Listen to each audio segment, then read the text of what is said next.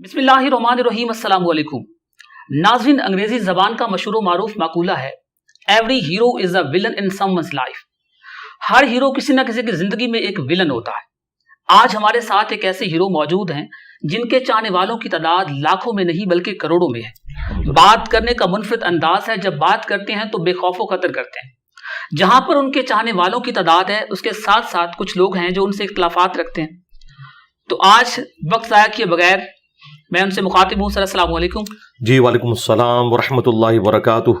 वला हौला वला कुव्वता इल्ला बिल्लाह। अल्लाहुम्मा सल्ली अला मुहम्मद व अला आलि मुहम्मद। आकिब भाई, आपको हमारी एकेडमी में वेलकम है। अल्लाह का नाम लेके शुरू करें। सर, बहुत शुक्रिया। सर, आप एक गजेटेड ऑफिसर थे, शाहाना जिंदगी जी सकते थे। जिस तरह हमारे यहाँ लाखों लोग कर रहे हैं, कोठियाँ हैं, गाड़ियाँ हैं, सिक्योरिटी गार्ड्स हैं, और लाखों लोग यहाँ से चले गए इंजीनियर बन के। बट आपका मुनफरिद तरफ जाना, मतलब मोस्टली लोग जब गजेटेड ऑफिसर होते हैं तो वो अपनी बड़ी एक पैराडाइज लाइफ गुजारते हैं, जो उनके ड्रीम होते हैं, बस पैसे इकट्ठे किए, लाइफ एंजॉय की। और आपने उन लाखों लोगों से मुनफरिद ये सोच कैसे आप में आई? अल्लाह ताला का शुक्र है जिसने ये फिक्र दी है कि हमने अपनी आखिरत की ज़िंदगी को प्रायोरिटी दी है। और अल्लाह का शुक्र है कि जितना अरसा मैंने जॉब की है, आलमोस्ट तकरीबन 16 साल तक, उसमें मेरी कोशिश रही है कि अपने नौकरी के साथ भी इंसाफ किया जाए। और ज़िंदगी में जो एक लग्जरियस हिस्सा है वो तो उन सालों में किसी हद तक एंजॉय कर लिया शरीयत के दायरे के अंदर तो उस लाइफ को देख लिया था। असल में जो अल्लाह ताला ने सुकून रखा है वो आखिरत ओरिएंटेड होने में, तो इसलिए इस ज़िंदगी को अडॉप्ट किया। और ये मैं कभी नहीं कहूँगा कि कोई शख्स इस लेवल के ऊपर आके इस सिलसिले को शुरू करे। तमाम लोगों के लिए हालात फेवरेबल नहीं होते कि वो इस लेवल पे उतर सकें। अमूमन आप लोगों से जब पूछेंगे तो वो आपको जज्बाती डॉक्ट्रिन पे चलते हुए मशवरा देंगे कि खैर है, अल्लाह ताला संभालेगा, आप दुनिया को छोड़ दें, बिल्कुल अल्लाह ताला आपके मामलात लेके चलेगा। नहीं, इस तरह नहीं हुआ। मैंने मुसब्बिबुल असबाब पे नज़र रखी है, लेकिन असबाब को मैनेज करके इस सेटअप को आगे लेके चलो। ड्यूरिंग मेरी जॉब 2008 में मैंने सिलसिला शुरू किया। जॉब मेरी 2002 में शुरू हुई थी, तो 2008 से लेके 2017 तक आलमोस्ट ये 8-9 साल मैंने कुरान क्लासेस रिकॉर्ड करवाई, इख्तिलाफी मौज़ूआत के ऊपर वीडियोस रिकॉर्ड करवाई। ये पैरेलल में सारा काम मैंने किया माशाल्लाह जॉब के साथ। और उसमें ज़ाहिर है मेरी फैमिली की बड़ी कुर्बानी है, मेरे माँ बाप की, मेरे बीवी बच्चों की।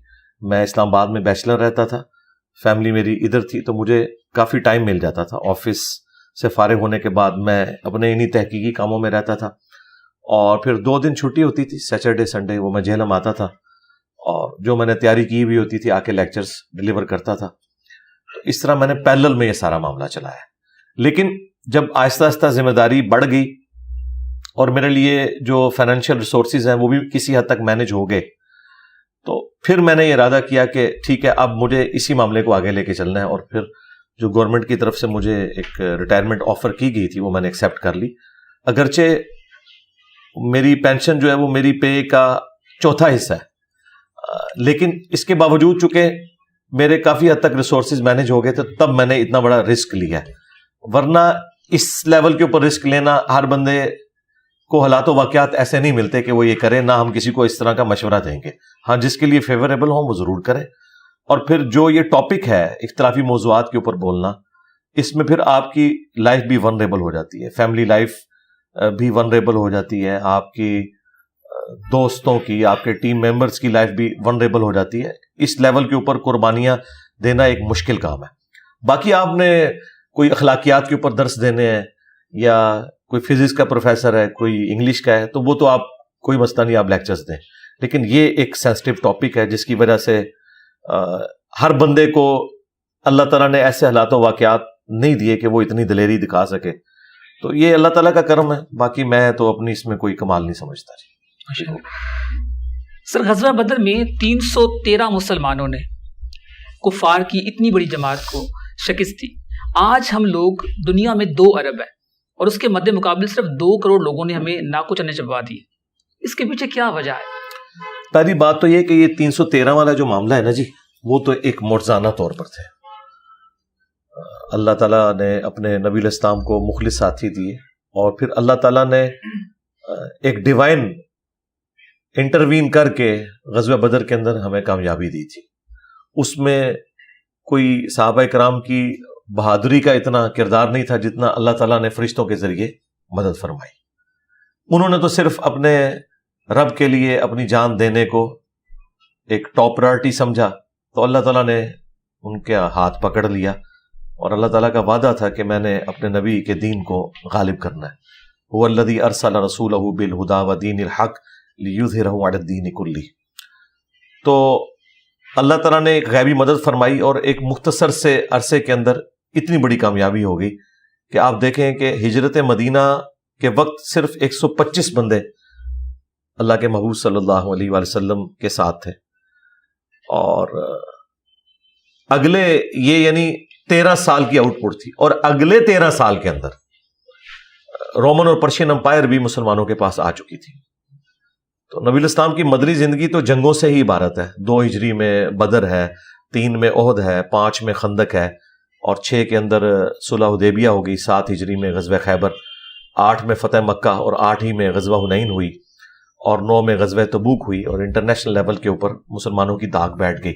اور نبی الاسلام کی وفات کے بعد جبکہ حالات و واقعات فیوریبل بھی نہیں تھے صحابہ کرام کے لیے, پھر بھی اللہ تعالیٰ نے غیبی مدد فرمائی. تو اس طرح کا ریپلیکا دوبارہ ہونا یہ آلموسٹ امپاسبل ہے, وہ ایک غیبی معاملات ہیں. بلکہ خود نبی الاسلام کی مبارک زندگی میں آپ دیکھیں, سورہ توبہ میں آیا کہ حنین کے موقع پر جب تمہاری کثرت نے تمہیں تعجب میں ڈال دیا تو تمہیں بھاگنے کی جگہ بھی نہیں ملی. جو آپ نے 313 کی مثال دی, تو نبی الاسلام کی زندگی میں وہ 12,000 کی مثال بھی تو ہے. اس وقت بھی تعداد زیادہ تھی, لیکن صرف 80 بندے نبی الاسلام کے ساتھ رہ گئے. بخاری مسلم میں آتا ہے, باقی تو یعنی آپ کو چھوڑ کے میدان جنگ سے چلے گئے. اس وقت کیا حالات و واقعات تھے, یہاں تو لوگ کہتے ہیں میں تو اپنے نبی کے لیے جان دے دیتا, تو وہ سارے جان دینے والے تھے جو آپ کو چھوڑ گئے. پھر نبی الاسلام نے فرنٹ سے لیڈ کیا, آپ نے اپنے خچر پہ سوار ہو کے آگے بڑھے کفار کے لشکر کی طرف. انا النبی لا کذب انا ابن عبد المطلب, میں نبی ہوں اس میں کوئی شک نہیں, میں عبد المطلب کا بیٹا ہوں اس میں کوئی شک نہیں. اور پھر آپ نے زمین سے ایک مٹھی بھری کنکریوں کی اور کافروں کی طرف یوں پھینکی تو ان کی آنکھیں اندھی ہو گئی. یہ نبی الاسلام کے ساتھ اللہ تعالیٰ کی ایک غیبی تائید آئی تھی. ادروائز غزوہ حنین بھی مسلمانوں کے ہاتھ سے گئی تھی, حالانکہ کثرت تھی, کافروں سے زیادہ تھے تعداد میں, اس کے باوجود بس وہ حالات فیوریبل نہیں ہوئے. ایک تکبر کا جملہ نکل گیا کہ ہم 313 تھے تو غالب آئے تھے, تو آج تو ہماری تعداد بھی زیادہ ہے. تو اللہ تعالیٰ نے کہا پھر تمہیں بھاگنے کی جگہ نہیں ملی. تو جہاں تک آج کا تعلق ہے, آج کے جو حالات و واقعات ہیں ان میں وہ 313 کی مثال دینا اس لیے بھی غلط ہے کہ اس طرح کے 313 بھی آج نکالنا مشکل ہے. دوسری بات کہ ہمیں کبھی نبی الاسلام نے یہ تعلیم نہیں دیا کہ آپ نے صرف اسباب کے اوپر تکیہ کرنا ہے اور مسبب الاسباب کو چھوڑ دینا ہے, یا صرف مسبب الاسباب کے اوپر تکیہ کرنا ہے اور اسباب کو چھوڑ دینا ہے. دونوں طریقے پیرلل میں دونوں چیزیں لے کے چلے ہیں نبی الاسلام. سورۃ الانفال میں آیا کہ اپنے تیاری رکھو کافروں کے خلاف پلے ہوئے گھوڑوں کے ذریعے, اور ظاہر ہے کہ اس زمانے میں یہی کچھ ہوتا تھا نا, اور آلات جنگ کے ذریعے. پھر بخاری مسلم میں حدیث ہے کہ طاقت پھینکے ہوئے ہتھیاروں میں ہے, آگاہ ہو جاؤ طاقت پھینکے ہوئے ہتھیاروں میں ہے. اس زمانے میں بھی پھینکے ہوئے ہتھیار یعنی منجنیق اور تیر کے ذریعے, آپ کتنا بھی کوئی اچھا تلوار چلانے والا ہے, اگر آپ تیروں کی اس کے اوپر بارش کر دیں تو وہ آپ کے قریب بھی نہیں آ سکے گا. اور آج بھی آپ دیکھ لیں, اگر آپ کے پاس پھینکے ہوئے ہتھیار ہیں یعنی میزائل ٹیکنالوجی ہے یا ایئر ڈیفنس سسٹم ہے, وہ بھی پھینکے ہوئے ہتھیار ہی ہیں, تو آپ دیکھ لیں طالبان 20 سال تو اس طرح خاری نہ کاٹتے. یہ تو 20 ہفتوں کی جنگ تھی, لیکن امریکہ ڈومیننٹ رہا اپنی اس ایئر سٹرائکس کی وجہ سے. ابھی بھی وہ خود ہی چھوڑ کے گئے ہیں, ادروائز ابھی بھی وہ اس کو کنٹینیو کرتے تو کر سکتے تھے, اور وہ تو ان کی اکنامک پوزیشن ایسی ہوگی کہ وہ اسے کنٹینیو نہیں کر سکے. تو فلسطین میں بھی اب صورتحال تو یہی ہے کہ اسرائیل کے پیچھے یورپ اور امریکہ کھڑا ہوا ہے, اور لوگ کہتے تو ہیں کہ جی ہمارے پاس 74 لاکھ کی فوج ہے سارے اسلامی ملکوں کی ملا کے. تو صرف فوج ہونے سے تو مسئلہ حل نہیں ہوگا جب تک ان کے اندر جذبہ اور جدید ہتھیار نہیں ہوں گے. پھر بھی جتنا پریشر بلڈ کرنا چاہیے تھا معذرت کے ساتھ وہ ہمارے مسلمان حکمرانوں نے کیا نہیں ہے, یعنی بالکل ہی بیک فٹ کے اوپر چلے گئے ہیں. سوائے ایک ایران نے جرت دکھائی ہے، یا اس کے بعد ان کو دیکھ کے طیب اردگان نے تھوڑی سی ہمت دکھائی ہے، محمد بن سلیمان نے بھی تھوڑی بہت ہمت دکھائی ہے، لیکن ابھی بھی بہت ہمت کی ضرورت ہے. تو اس کے لیے مسلمانوں کو تعلیم میں آگے بڑھنا ہوگا جی. آپ جن کو 2 کروڑ کہہ رہے ہیں، آپ ذرا نوبیل پرائز کی لسٹ نکالیں تو 4تھا حصہ وہ لوگ ہیں. ہاں بالکل ٹھیک ہے. کسی بھی فیلڈ میں، آپ فزکس کی فیلڈ میں دیکھیں، کیمسٹری کی فیلڈ میں دیکھیں، آپ اسٹرانومی کی فیلڈ میں دیکھیں، سوشل سائنسز میں آپ آ جائیں، آپ کو ہر جگہ وہ یہودی نظر آئیں گے ٹاپ کے اوپر. تو یہ انہوں نے مقام ارن کیا ہے، یہ ان کو یعنی جھولی میں ڈال کے کسی نے نہیں دیا. ہم بھی ارن کریں گے تو ٹھیک ہے، ان کے لیول کے اوپر آ جائیں گے. ہم معذرت کے ساتھ نہ تو اپنے دین کے ساتھ مخلص ہیں اور نہ اپنی دنیا کے ساتھ مخلص ہیں. کسی بھی معاملے میں ہم مخلص نہیں ہیں.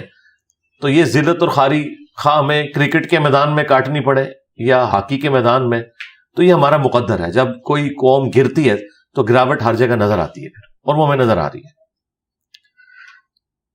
سر کس نے کہا تھا کہ پرندوں میں یہ فرقہ پرستی نہیں دیکھی، کبھی مندر پہ جا بیٹھے کبھی مسجد پہ جا بیٹھے. سر حیوان کے اندر یہ کانسیپٹ ہے، مطلب اس نے اس تفریق کو نہیں سامنے رکھا. آج ہمارے ڈگری ہولڈر جو موفلی ہم سنتے ہیں کہ میں فلاں مدرسے سے یہ ڈگری لے کر آیا ہوں، جن میں سب کے پاس ڈگری نہیں ہے، وہ ایجوکیٹڈ لوگ جو ہیں وہ تفرقہ واریت کو کیوں پھیلا رہے ہیں، جب پرندے حیوان جو ہیں وہ اس حد تک کانشیس ہیں کہ وہ کیئر نہیں کرتے کہ وہ مندر پہ بیٹھ رہے ہیں یا مسجد میں بیٹھ رہے ہیں. دیکھیں ان ڈگری والوں نے تو اپنی جو عزت افزائی کروا لی ہے نا، اگر کسی ڈگری والے سے کراتے تو کم بے عزتی ہوتی. بغیر ڈگری والے سے کروائی، یعنی ڈگری سے مراد ان کے فرقے کی ڈگری. ویسے میری ڈگری تو ان سے بہتر ہے، کیونکہ ہمارے بچپن میں جو لوگ ایف ایس سی میں میرٹ نہیں بنا سکے تھے تو وہ مدرسوں میں چلے گئے تھے. ہمارا انٹلیکچوئل لیول بھی ان سے زیادہ ہے، اور پریکٹیکلی ہم نے ثابت بھی کیا کہ ایک پڑھا لکھا بندہ سارے فرقوں کو ناکو چنے جبوا سکتا ہے. یعنی یہ ان کا انٹلیکچوئل لیول آپ دیکھ لیں کیا ہے. تو جہاں تک آپ نے پرندوں کا ذکر کیا، تو پرندے یا اور جانور وہ تو فطرت کے اوپر ہیں، وہ خدا کے ساتھ شرک نہیں کرتے. مندر یا مسجد میں جانا، یہ انسانوں کا جانا اور ان کے جانے میں فرق ہے. اگر وہ بیٹھتے ہیں تو وہ خواہ مندر میں بھی ہوں، وہ کسی بت کے آگے نہیں جھکتے، وہ خدا کے سامنے جھکتے ہیں اور خدا کی تعریف کرتے ہیں. باقی جو ہمارے انسانیت کے اندر اتنے مذاہب بن گئے، ظاہر ہے انسانوں نے یہ سب کچھ بنایا. شروع میں تو سب کے سب ایک خدا کے ماننے والے تھے، پھر شیطان کی ہتھے چڑھ کے انہوں نے حق کا راستہ چھوڑا، اور اللہ تعالیٰ نے وقتاً فوقتاً پیغمبر بھیجے ان کی اصلاح کے لیے. جن لوگوں نے پیغمبروں کی دعوت قبول کی وہ دنیا اور آخرت میں کامیاب ہیں، اور جن لوگوں نے پیغمبروں سے بغاوت کی تو جہنم کی آگ ان کا مقدر ہونے والی ہے، والعیاذ باللہ تعالی. بہرحال ودن اسلام جو یہ فرقہ واریت آپ دیکھ رہے ہیں، اس کے پیچھے بھی نبی الاسلام نے جب حجۃ الوداع کے موقع پر واضح فرما دیا تھا، المستدرک للحاکم میں یہ حدیث ہے کہ اپنے بعد 2 چیزیں چھوڑ کے جا رہا ہوں، اللہ کی کتاب اور اس کے نبی کی سنت. اسے پکڑ لو گے تو کبھی گمراہ نہیں ہوگے. اور پھر صحیح مسلم میں آتا ہے کہ غدیر خم کے موقع پہ فرمایا کہ قرآن کو پکڑ لینا میرے بعد، یہ اللہ کی کتاب ہے، اس میں تمہارے لیے ہدایت اور نور ہے. جو پکڑے گا وہ ہدایت پہ ہوگا، جو چھوڑ دے گا وہ گمراہ ہو جائے گا. اور دوسری بھاری چیز میرے اہل البیت ہے، میں اپنے اہل البیت کے معاملے میں تمہیں اللہ کا خوف دلاتا ہوں کہ ان کے ساتھ اس نے سلوک کرنا. تو امت نے قرآن و سنت کو بھی چھوڑ دیا، اہل البیت کے ساتھ جو کچھ کیا وہ آپ کے سامنے ہے. 50 سال کے بعد نبی الاسلام کے پورے خاندان کو کربلا میں ذبح کر دیا گیا. تو یہ امت ڈیزرو کرتی ہے جو کچھ اس کے ساتھ ہو رہا ہے. کسی نبی کے ماننے والوں نے اپنے نبی کی اولاد کے ساتھ یہ کچھ نہیں کیا، اپنے نبی کی آخری جو وصیتیں تھیں ان کے ساتھ یہ کچھ نہیں کیا. تو یہ فرقہ واری جو آپ کو نظر آ رہی ہے اس کے پیچھے ریزن ہی یہی ہے کہ انہوں نے نبی الاسلام کی تعلیمات کو چھوڑ دیا. قرآن نے کامن بانڈ بتایا تھا، وَاعْتَصِمُوا بِحَبْلِ اللَّهِ جَمِيعًا وَلَا تَفَرَّقُوا، اللہ کی رسی کو مضبوطی سے پکڑ لینا اور فرقوں میں مت بٹنا. اور وہ اللہ کی رسی صحیح مسلم میں آیا کہ وہ قرآن ہے، اور ساتھ اہل بیت کا ذکر آیا کہ ان کے ساتھ اس نے سلوک کرنا ہے. تو غدیر خم کی حدیث میں قرآن کو اللہ کی رسی کہا گیا. اس میں ایک لطیف اشارہ تھا کہ اللہ کی رسی کو مضبوطی سے پکڑ لینا اور فرقوں میں مت بٹنا. مراد یہ کہ تمہاری فرقہ واریت سے بچنے کا راستہ ہی ہے کہ تمہارا کامن بانڈ قرآن ہونا چاہیے. اور اس میں وائس ورسا بھی تھا کہ جیسے ہی قرآن کو چھوڑو گے تمہارا شرازہ بکھر جائے گا. تو آپ کو نظر آ رہا ہے ڈاکٹر اقبال نے جو یہ شعر کہا ہے، وہ زمانے میں معزز تھے مسلمان ہو کر اور تم خار ہوئے تارک قرآن ہو کر جواب شکوہ میں. تو یہ صحیح مسلم کے اندر یہ حدیث موجود ہے کہ اللہ تعالیٰ اس قرآن کی وجہ سے قوموں کو عروج دے گا اور اس قرآن کی وجہ سے قوموں کو زوال پذیر کرے گا، اور وہ پریکٹیکلی ہمیں نظر آ رہا ہے. تو جب تک ہم نبی الاسلام کی تعلیمات کی طرف نہیں لوٹتے تو نہ یہ فرقہ واریت کی لعنت سے ہم چھٹکارا حاصل کر سکتے ہیں، اور نہ یہ جو دنیا کی ذلت ہمارا مقدر ہوئی بھی ہے اس سے ہمارا چھٹکارا ہو سکتا ہے. دیکھیں بنی اسرائیل میں اللہ تعالیٰ نے ہزاروں انبیاء بھیجے، 3 کتابیں بھیجی، تورات، زبور، انجیل، اس کے علاوہ کتنے صحائف ہیں، لیکن اللہ تعالیٰ نے ان کے اوپر جب ذلت مسلط کی ہے تو وہ آپ دیکھیں وہ ذلت ان کے حصے میں آئی نبی الاسلام کا انکار کرنے کے سبب. اللہ تعالیٰ نے کوئی نہیں دیکھا کہ یہ لاڈلی امت ہے، اللہ تعالیٰ نے معزول کر کے بنو اسماعیل کو ان کی جگہ کھڑا کر دیا. اور جب بنو اسماعیل نے غداری کی ہے تو آپ دیکھ لیں آج عربیوں کے پاس مال بھی ہے، سب کچھ ہے، 41 ملکوں کا اتحاد بھی انہوں نے بنایا ہوا ہے، لیکن حالت یہ ہے کہ ایک اتنے سے ملک اسرائیل کا مقابلہ نہیں کر سکتے. سر وہ کہتے ہیں کس کس کا ذکر کیجئے، کس کس کو روئیے، دن رات لوٹ مار ہے مذہب کے نام پر. سر یہ سوال میں اس لیے کر رہا ہوں کیونکہ میں نے اپنی آنکھوں سے یہ منظر دیکھا ہے کہ میں آئی واز ان ولیج، تو وہاں پہ ایک شخص ہے، اس کا یہ ہاتھ کٹا ہوا تھا اور اس کے ہاتھ میں 1000 روپیہ تھا، اس کا ہاتھ کب کپا رہا تھا، اور وہ شخص لائن میں کھڑا تھا کہ میں پیر صاحب کو اپروچ کروں اور ان کو میں وہ پیسے دوں. اور جب اس شخص نے ان کو 1000 روپیہ وہ دیا تو اس کو پراپر اس کے ساتھ ہینڈ شیک بھی نہیں کیا گیا اور اس کو واپس بھیج دیا گیا. تو میں نے ان سے بھی یہ سوال کیا، سر کیا اسلام پرمیشن دیتا ہے کہ آپ اپنی تجوریاں اس طرح سے بھر لیں، لوگوں کو جھوٹے خواب دکھائیں کہ ہم تمہاری جس طرح کی صورتحال ہوتی ہے، وہ آپ امیجن کریں کہ جس شخص کا ہاتھ نہیں ہے، اس کا مطلب ہاتھ کٹا ہوا ہے اور اس کے بعد وہ مطلب پیرالائزڈ ہے، کب کپا رہا ہے وہ، اور اس نے پتہ نہیں وہ 1000 روپیہ کیسے کمایا ہوگا. تو یہ منظر میں نے خود دیکھا ہے. تو کیا اسلام پرمیشن دیتا ہے ایسے؟ اسلام سے ان لوگوں کا کیا لینا دینا؟ نہ اس ہاتھ کٹے ہوئے شخص کا کوئی اسلام سے لینا دینا ہے. ظاہر ہے اس نے خدا کو اگر سیریس لیا ہوتا تو اسے اسلام کی تعلیمات پتہ ہوتی نا، تو اسے تو دنیا میں یہ سزا مل رہی ہے کہ محنت وہ کر رہا ہے اور پیسے کہیں اور جا رہے ہیں. ابھی آخرت کی سزا جو ہے وہ باقی ہے.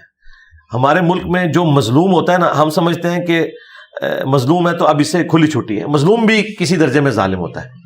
یہ پیری فکری سسٹم جو چل رہا ہے اس میں جن لوگوں کا استحصال ہو رہا ہے یہ بھی ظالم ہے جنہوں نے اس سسٹم کو سپورٹ کیا. باقی رہ گئے وہ، ان کا تو دھندا ہے، وہ تو عیار اور مکار لوگ ہیں.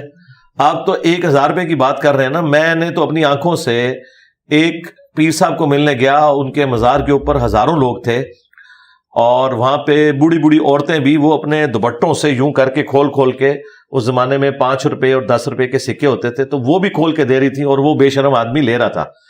اور اس نے گاڑی وہ رکھی ہوئی تھی کہ اس گاڑی میں 1 کلومیٹر چلنے کے لیے جتنا فیول ریکوائرڈ ہے نا، شاید ہمارے 1 مہینے کا جو پیٹرول ہے موٹر بائک کا وہ اس سے زیادہ ہو. تو وہ 5 روپے بھی نہیں چھوڑ رہے تھے. تو یہ استحصال ہو رہا ہے دین کے نام کے اوپر. دین چونکہ ایک ایسا جذبہ ہے جس کے لیے لوگ اپنی جان بھی دینے کے لیے تیار ہو جاتے ہیں. تو یہ صرف مسلمانوں میں استحصال نہیں ہے، کرسچنس کے اندر آپ دیکھیں جو استحصال ہوا ہے، آپ کہیں گے کہ مسلمان تو شاہی کوئی نہیں ان کے مقابلے میں. یعنی آج سے آلموسٹ 500 سال پہلے جو چرچ تھا، ویٹیکن سٹی تو بعد میں بنایا نا انہوں نے، جو رومن چرچ تھا، اس کی حالت یہ تھی کہ یہ لوگ جنت کے سرٹیفکیٹ دیا کرتے تھے مورے لگا کے، پاپ کے سگنیچر ہوتے تھے، اوپر مور لگتی تھی، اتنے پیسے دیں تو آپ کو اس جنت کا ٹکٹ ملے گا. اور لاکھوں میں نہیں کروڑوں میں لوگ ان سے وہ ٹکٹ لیتے تھے. شکر الحمدللہ کہ ابھی اس طرح کا سلسلہ یہاں نہیں شروع ہوا. اچھا، اور پھر اس میں یہ بھی ہوتا تھا کہ اگر آپ کے جو پرانے مرے ہوئے لوگ ہیں ان کو بخشوانا چاہتے ہیں تو اس کا ریٹ زیادہ ہے، پھر وہ ریٹ زیادہ دیتے تھے. پھر ان میں اللہ تعالیٰ نے ایک بندہ پیدا کیا جو اسی سسٹم کی آؤٹ پٹ تھا اور اسی ایک لائن کا بندہ تھا. تو اس نے جب چرچ کو یہ دیکھا، مارٹن نام تھا اس کا، تو اس نے پھر آ کے تو تورات سے، انجیل سے وہ ساری ورسز نکالی جس میں بتایا گیا کہ انبیاء کرام کا تو یہ منصب نہیں ہے کہ دین کو بیچنا ہے. اور پھر اس نے ان کے خلاف ایک کمپین کھڑی کی. شروع میں اسے بڑی تکلیفیں اٹھانی پڑی لیکن الٹیمیٹلی وہ کامیاب ہوا اور کرسچنز میں ایک اور فرقہ بن گیا، پروٹیسٹنٹ. یہ پروٹیسٹ لفظ سے نکلا ہے، پہلے یہ کیتھولک ہی تھے، یہ پروٹیسٹ کرنے والے تھے کہ تم لوگ ہمارا استحصال کیوں کر رہے ہو. تو آج آپ دیکھ لیں پروٹیسٹنٹ کی تعداد جو ہے وہ آلموسٹ 1.25 ارب کے قریب تو ہو چکی ہے. تو ایک بندے کی محنت کی وجہ سے اس نے اس استحصال کے خلاف اعلان جنگ کیا اور پوپ کو اس نے جو ہے وہ اس سے ٹکر لی. اس زمانے میں پوپ جو ہے یہ آپ سمجھ لیں جتنی آپ کی یورپین طاقتیں تھیں نا یہ پوپ کے انڈر آتی تھی, اور پوپ کی مرضی سے بھی یہ ساری صلیبی جنگیں اور یہ سارا کچھ اسی کی مرضی سے ہوتا تھا. اس کے باوجود اس بندے نے ہمت دکھائی, تو کسی کو تو ہمت دکھانی ہے. تو وہ پھر ایک فرقے کے طور پہ لانچ ہو گیا. ہم نے اسلام میں جو اس طرح کی کوشش کی ہے وہ فرقے کے طور پہ نہیں ہوئی. ہم نے صرف لوگوں کو بتایا کہ یہ کر رہے ہیں آپ کے ساتھ, آگے آپ نے خود فیصلہ کرنا ہے. ان سے الگ نہیں ہونا, لیکن ان کی شر انگیزیوں سے آپ نے اپنے آپ کو بچا کے رکھنا ہے. نمازیں ان کے پیچھے پڑھنی ہے, چندے ان کو دینے ہیں, انہیں مسلمان تصور کرنا ہے. وہ تو بہت ایکسٹریم پہ چلے گئے نا, وہ تو پھر کیتھولک کو کافر کہنا شروع کر دیا. کیتھولک ان کو کافر سمجھتے ہیں. عقائد و نظریات تو دونوں کی ہمارے نزدیک درست نہیں ہے, لیکن میں آپ کو ایک ایفرٹ کی بات کر رہا ہوں کہ ایفرٹ اگر پٹ کی جائے تو ایک بندہ بھی اس بڑے لیول کی تبدیلی لا سکتا ہے. آج تو ریسورسز ہی اتنے زیادہ ہیں سوشل میڈیا کی وجہ سے کہ آج تو تبدیلی لانے کے لیے آپ کو سال نہیں چند مہینے ریکوائرڈ ہیں. اگر اللہ تعالیٰ کوئی قبولیت دے دے تو یہ معاملات ایسے چل سکتے ہیں. تو ہم نے اسی کے خلاف آواز اٹھائی ہے کہ آپ قرآن پڑھ کے دیکھیں. سورہ الاعراف میں, سورہ ہود کے اندر جب بھی کوئی نبی دعوت دیتا ہے اپنی امت کو تو وہ ایک ہی بات کرتا ہے, یا قوم لا اسألکم علیہ اجرا, میں تم سے اس تبلیغ کے بدلے میں کوئی معاوضہ وصول نہیں کرتا. میرا معاوضہ میرا اللہ جو ہے وہ دینے والا ہے, میرا اجر میرے اللہ کے حضور پکا ہے. اور یہاں بات ہی چندوں سے اور پیسوں سے شروع ہوتی ہے, اور کوئی موقع نہیں جانے دیتے کہ یہ لوگ آپ کا چندہ ہتھیار لیں, بھلے وہ مستحقین تک نہ بھی پہنچے. اب تو این جی اوز بھی بنا لی ہوئی ہیں, یہ شکر کرتے ہیں کہیں پہ کوئی فساد ہو کشمیر میں یا فلسطین میں, یہ پھر اپنے اکاؤنٹ نمبر شیئر کروانا شروع کر دیتے ہیں. زلزلہ آ جائے تو ان کی چاندی ہو جاتی ہے, کیونکہ زلزلے میں اگر یہ 10 کروڑ اکٹھا کریں گے تو کوئی چند لاکھ لگا دیں گے ان پہ, باقی ان کی جیبوں میں جائیں گے. تو یہ اس طرح کے ڈیزاسٹرز کے اوپر بڑے خوش ہوتے ہیں کہ چلو یار ہماری روزی روٹی کھل گئی. سر ابھی آپ نے جنت کے ٹکٹ کی بات کی, وہ تو چلے نان مسلم تھے. ابھی ریسنٹلی آپ نے نواز شریف کے باقاعدہ اپنے سوشل میڈیا پہ شاید دیکھی ہوں گے, باقاعدہ اس کے اوپر لکھا ہوا ہے کہ سرٹیفکیٹ آف پیراڈائز. تو جنت کا ٹکٹ, تو یہ لوگ تو مطلب مسلم ہے نا, وہ لوگ نان مسلم تھے, ان کو تمام چیزیں ان تک پہنچ چکی ہیں. میرے خیال میں جتنا آپ نے کام کیا ہے, شاید کوئی شخص, کوئی بچہ پاکستان میں ایسا ہوگا جس کو اگر آپ کہیں کہ محمد علی مرزا, اچھا وہ انجینئر محمد علی مرزا, یعنی اس لیول پہ تو کیا ان لوگوں تک یہ بات نہیں پہنچی, اور یہ صرف اور صرف اپنے سیاسی مفادات کے لیے انہوں نے باقاعدہ طور پہ سوشل میڈیا پہ وہ ابیزاں کی ہیں وہ سرٹیفکیٹ آف پیراڈائز, اور وہ بڑے فخر کے ساتھ ان کو وہ دے رہے ہیں. تو کیا یہ کرنا, تاکہ اللہ کے نبی نے, آپ نے وہ حدیث بتائی تھی کہ اپنی بیٹی فاطمہ سے فرمایا تھا کہ مطلب اگر تمہیں مجھ سے دنیا میں کچھ لینا ہے تو لے لو, آخرت میں اگر تمہیں کوئی مطلب ایسا ہوا تو میں تمہارے کچھ کام نہیں آؤں گا. تو یہ لوگ کیسے یہ کر سکتے ہیں, اس کے پیچھے پہلی بات تو یہ کہ میں نے وہ تقریر تو سنی ہے جس میں انہوں نے کہا کہ جو نواز شریف صاحب کا استقبال کرے گا وہ جنتی ہو جائے گا, اسی کی طرف آپ اشارہ کر رہے ہیں. بالکل, اس میں باقاعدہ طور پہ سوشل میڈیا پہ وہ سرٹیفکیٹ دے رہے ہیں. وہ سرٹیفکیٹ جو ہے نا وہ تو سوشل میڈیا پہ انہوں نے پھیلائے ہوں گے جو سوشل میڈیا کے ماسٹر ہیں.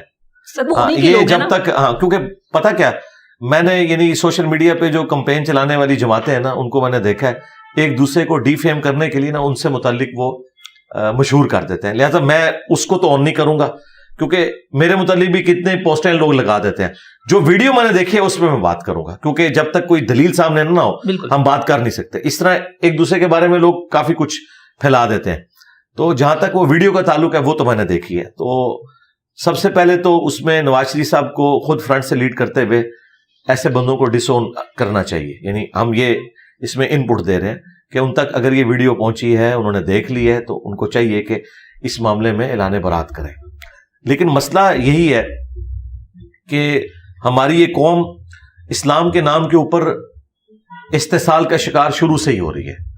یہاں پہ ضیاء الحق نام کا ایک ڈکٹیٹر آیا, اس نے بھی اسلام کے نام کے اوپر ان کے ساتھ جو کچھ کیا وہ کیا. اس کے بعد جب 1988 میں الیکشنز ہوئے اس وقت نواز شریف صاحب کو ان لوگوں نے لانچ کیا, اسٹیبلشمنٹ نے بے نظیر کو نیچا دکھانے کے لیے, اور اسلام کے نام کے اوپر اس کا نام بھی آپ دیکھیں اسلامی جمہوری اتحاد رکھا, اور اس میں 9 جماعتیں انہوں نے داخل کی. اور جب نواز شریف صاحب ان سے باغی ہو گئے تو پھر ان کو عمران خان صاحب مل گئے. پھر عمران خان صاحب کے ذریعے جو انہوں نے اسلامک ٹچ دیے ہیں وہ تو اپنے آخری لیول پہ پہنچے ہیں کہ جی آپ سے قبر میں بھی پوچھا جائے گا عمران خان کے بارے میں. جی بالکل, ہاں, اندازہ کریں. اور اس کے بعد یعنی یہاں تو چلے ان کا ماننے والا کر رہا ہے نا, یہ تو ان کے سامنے سب کچھ ہو رہا ہے. اسلامک ٹچ بالکل جو وہ ان کو کنٹینر پہ وہ سوری صاحب پیچھے سے کہہ رہے تھے خان صاحب تھوڑا ٹچ دیں. اب خان صاحب کا کام تھا نا کہ وہ شٹ اپ کال دیتے, لیکن انہوں نے پھر وہ ٹچ شروع کر دیا. ٹچ کیا انہوں نے تو پورے کا پورا ایک تیاری کر لی اس کے لیے. تو یہ سارے یہ کرتے ہیں, یہ یعنی اس کی وجہ ہے کہ یہ سودا بکتا ہے نا. ایک مذہب ایک پوٹنٹ جذبہ ہے جس کی بنیاد پہ آپ لوگوں کو قابو کر سکتے ہیں. تو اس وجہ سے پھر آپ اس طرح کی باتیں کرتے ہیں تاکہ لوگوں کو اپنے ساتھ اٹیچ کریں. تو میں تو اپنی ویڈیوز میں لوگوں کو بارہا کہہ رہا ہوں کہ ہمارے جو پولیٹیکل لیڈرز ہیں, ہماری جو اسٹیبلشمنٹ ہے, ہمارے جو ججز ہیں, ہماری بیوروکریسی ہے, ان کا اسلام سے کوئی لینا دینا نہیں ہے, صرف یہ مسلمان ہیں. لہٰذا آپ ان کو ان کے عہدے کے پوائنٹ آف ویو سے دیکھیں, ان کو اسلامک لیڈر بنا کے پیش نہ کریں, اور نہ یہ اپنی غلطیوں کو چھپانے کے لیے اسلام کا نام لیں. 2-4 دفعہ نواز شریف صاحب انشاءاللہ ماشاءاللہ کہہ دیتے ہیں تو ان کے ماننے والے بغلے میں جاتے ہیں, جی ماشاءاللہ جی اللہ تعالیٰ کو انہوں نے بیچ میں ڈالا. وہ تو زرداری صاحب کی بھی آپ تقریر سنیں, یہ تماشا ہی بن گیا.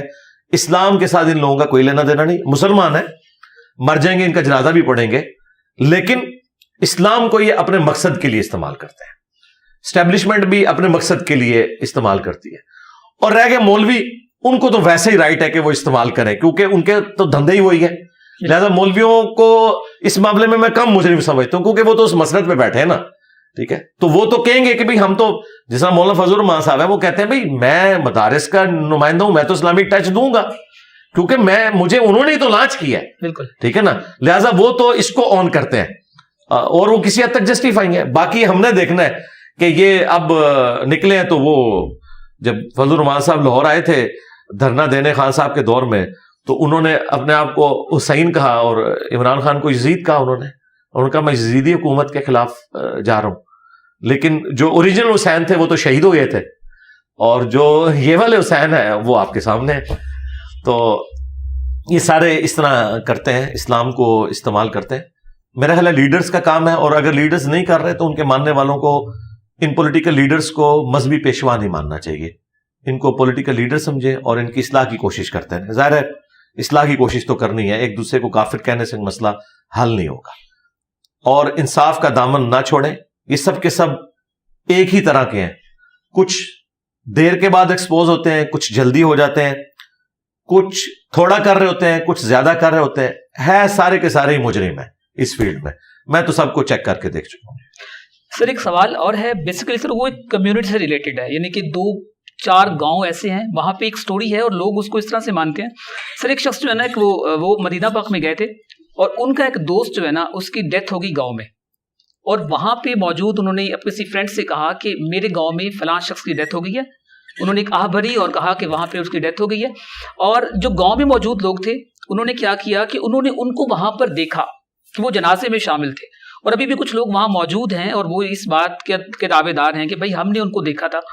اور چونکہ یہ ایک کمیونٹی سے ریلیٹ کر رہی ہے, تو میں چاہوں گا کہ احادیث اور قرآن کی روشنی میں کیا ایسی کوئی پاسبلٹی ہے؟ نہیں, کوئی نہیں, ردی کی ٹوکری میں پھینکیں.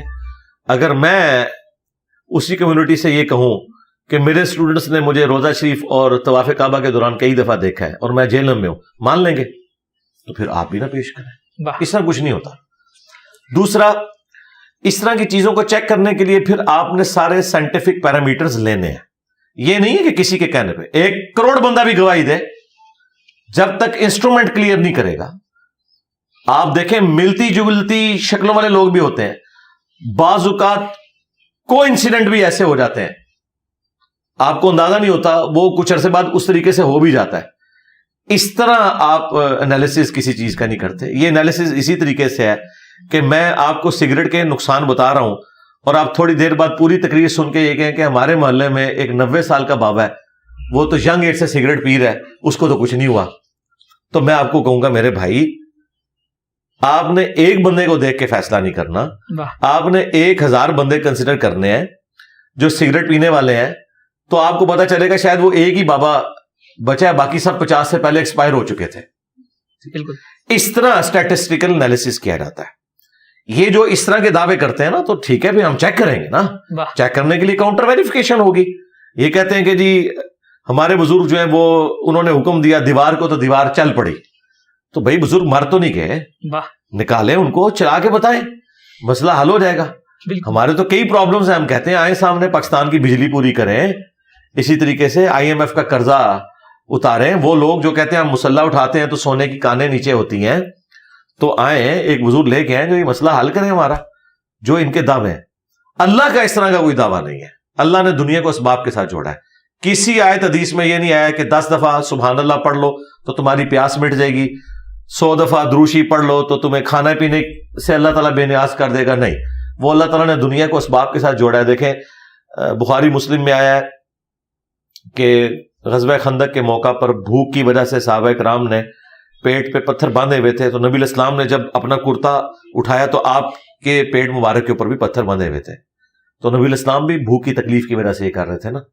تو دنیا کو اللہ نے اسباب کے ساتھ جوڑا ہوا ہے. بخاری مسلم میں آتا ہے کہ جب نبی علیہ السلام غار ہرا جاتے تھے تو سیدہ ختیجہ ان کو ٹفن میں کھانا باندھ کے دیتی تھی. یہ کہتے ہیں ہمارے بزرگ 40 سال تک جنگلوں میں رہے اور کچھ کھایا پیا نہیں. نبی علیہ السلام تو تھوڑی دیر کے لیے غار ہرا جا رہے ہیں تو ان کی بیوی ان کو کھانا باندھ کے دے رہی ہیں. اس کا مطلب ہے یہ ہمیں یہ کہنا چاہتے ہیں کہ ہمارے بزرگوں کا مرتبہ نبی علیہ السلام سے زیادہ ہے. یہ سب کچھ جھوٹ بول رہے ہیں. کاؤنٹر ویریفیکیشن کروانے کے لیے اس کو سائنٹیفکلی ثابت کرنا ہوگا, ادروائز ہم نہیں مانیں گے. ہاں, جو چیزیں قرآن و سنت میں رپورٹ ہوئی ہیں ان کو ہم معجزے کے طور پر مانتے ہیں. مثلا حضرت عیسیٰ علیہ السلام کو اللہ تعالیٰ نے بغیر باپ کے پیدا کیا.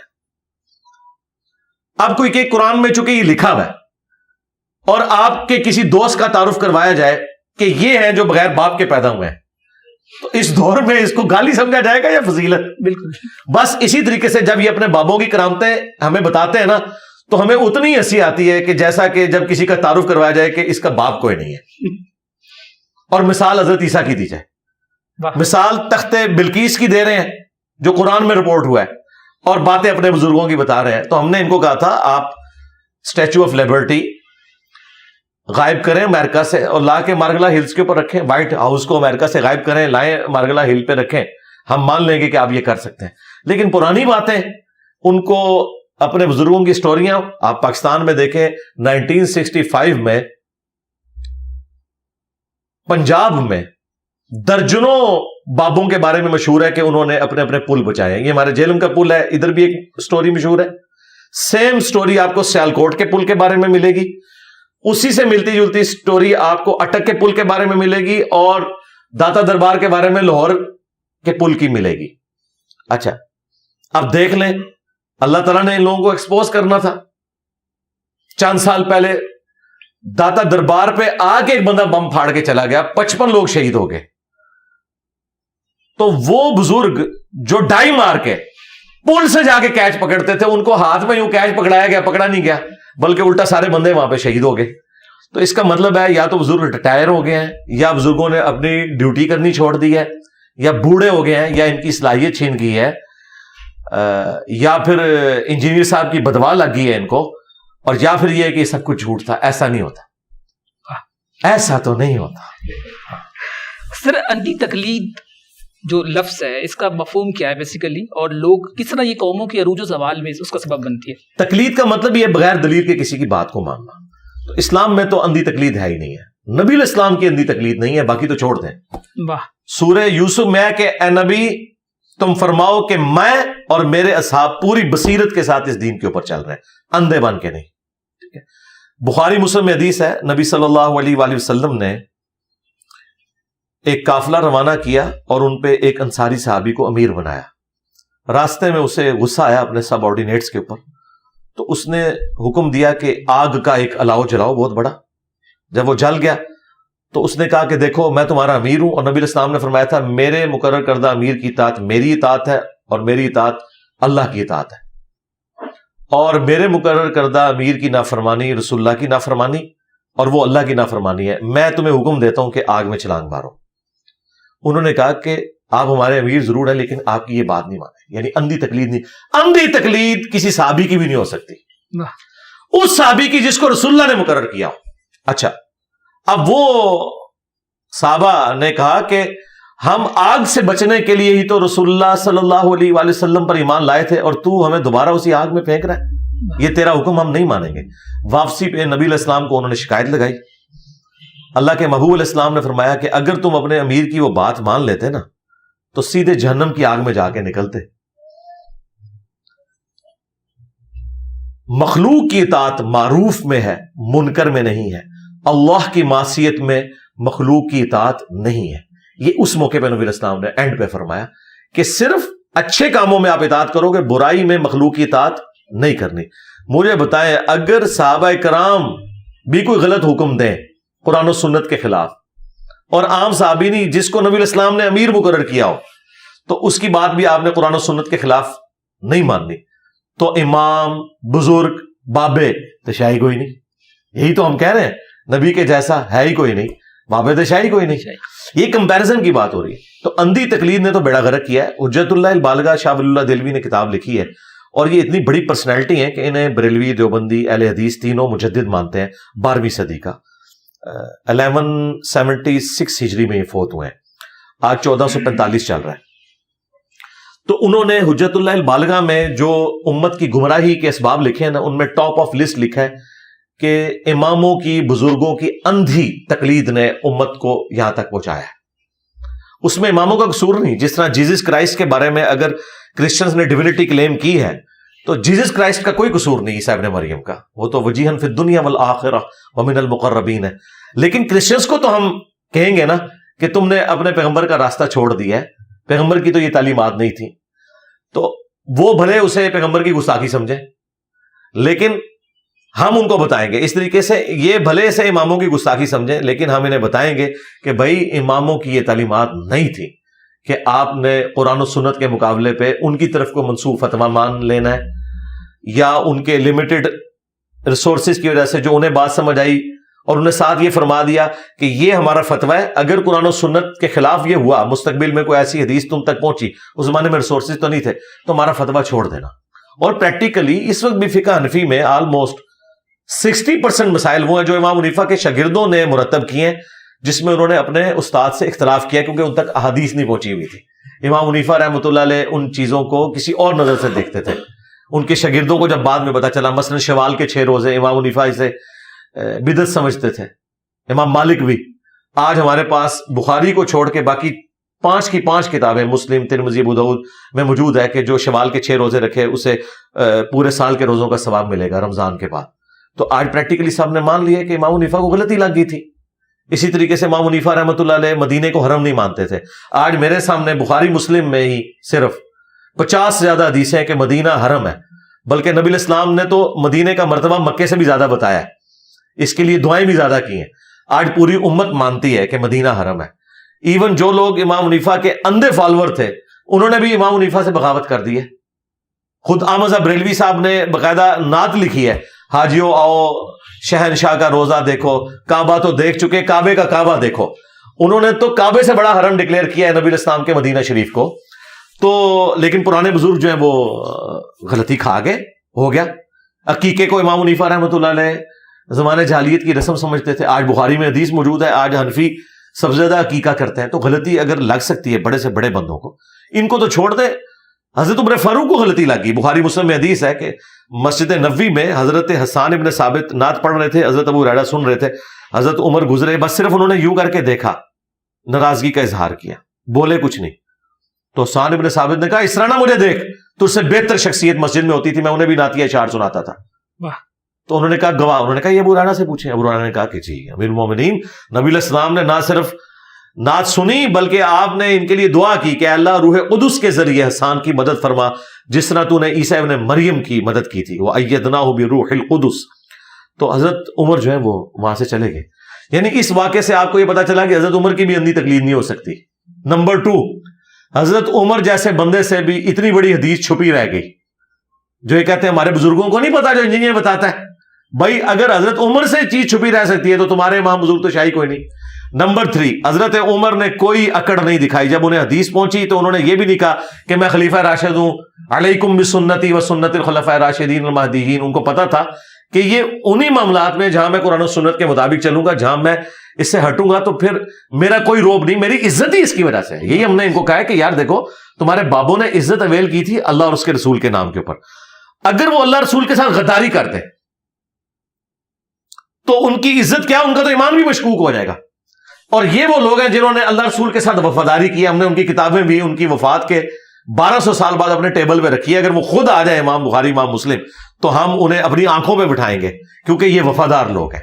ان کی لیگیسی, ان کی اولاد آگے نہیں لے کے چلی. ان کی کوئی آپ سمجھ لیں آؤٹ لیٹ نہیں تھی جو چلی ہے. میرے ساتھ تو ان کا رشتہ بھی کوئی نہیں ہے, لیکن آج دنیا میں کروڑوں انسان انہیں کتنی محبت سے دیکھتے ہیں. اللہ نے ان کا نام روشن کر دیا.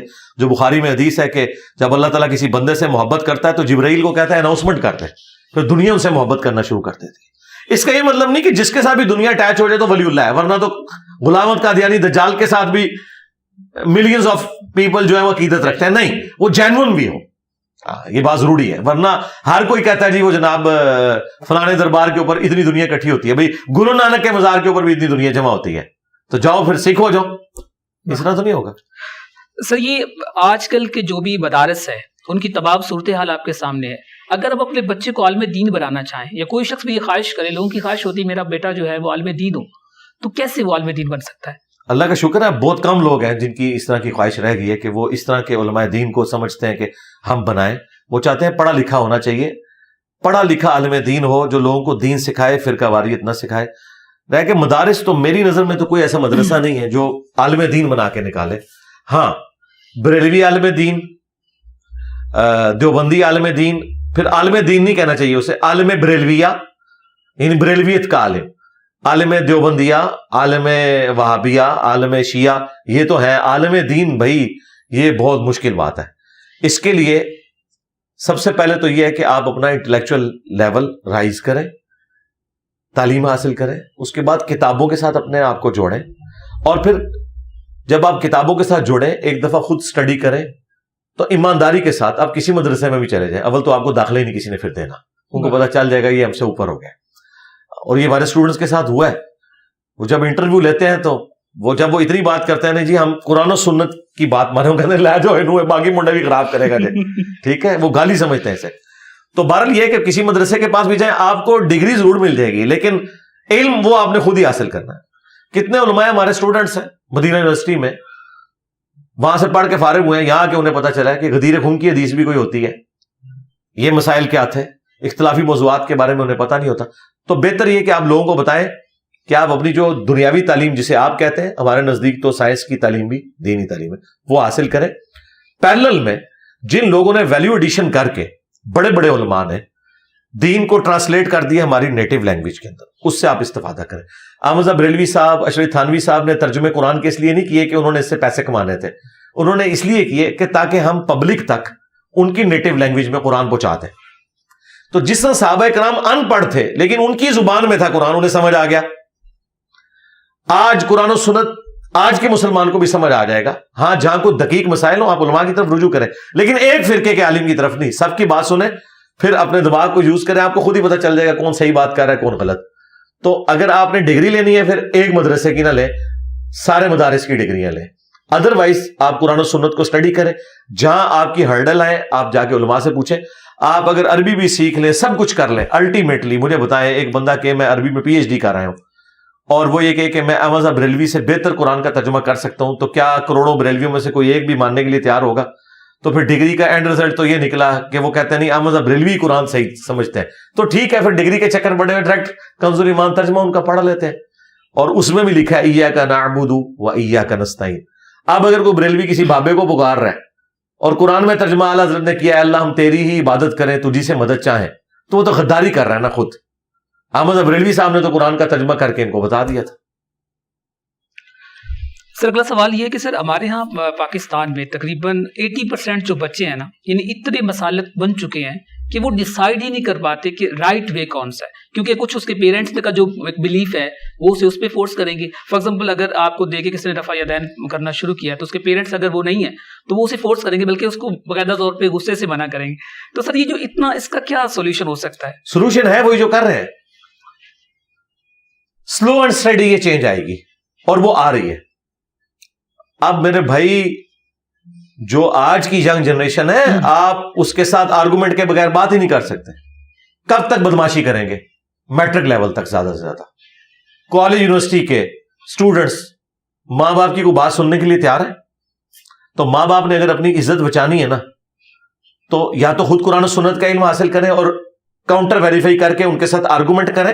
اگر بچے غلط لائن پہ ہوئے تو ان کو وہ ٹھیک کر سکتے ہیں, اور اگر وہ خود ہے تو ان کو اپنے آپ کو ٹھیک کرنا ہوگا, ورنہ اولاد ان کی گئی. انجینئر صاحب نے کسی کا کوئی بچہ نہیں چھوڑنا, یہ بالکل یاد کریں, اس بات کو اپنے دماغ میں بٹھا لیں کہ یہ سارے بچے آپ کے ہیں لیکن یہ ہیں ہمارے ہیں انشاءاللہ, کیونکہ یہ علم کی دنیا ہے. علم کی دنیا میں پھر آپ کچھ بھی نہیں کر سکتے. دیکھیں چرچ نے گلیلیو کی ذمہ داری لگائی تھی. گلیلیو ایک پادری تھا, نیوٹن کا استاد, یعنی فزکس کی دنیا میں یہ آپ سمجھ لیں بابا ہے اپنی فیلڈ کا, پادری تھا, ٹھیک ہے, اور ڈیوٹی اس کی لگائے گی کہ تو بہت ذہین آدمی ہے, تو یہ جو نئے نئے کوپرنیکس نے فتنہ کھڑا کیا ہے اور باقی جو سائنٹسٹ نے کہ زمین جو ہے وہ گول ہے اور ان کی انجیل ٹیمپرڈ فارم میں کہہ رہی ہے چپٹی ہے, تم نے یہ چیز ثابت کرنی ہے کہ یہ چپٹی ہے اور یہ ثابت کرنا ہے کہ زمین ساکن ہے اور زمین سورج کے گرد نہیں, سورج زمین کے گرد گھوم رہا ہے.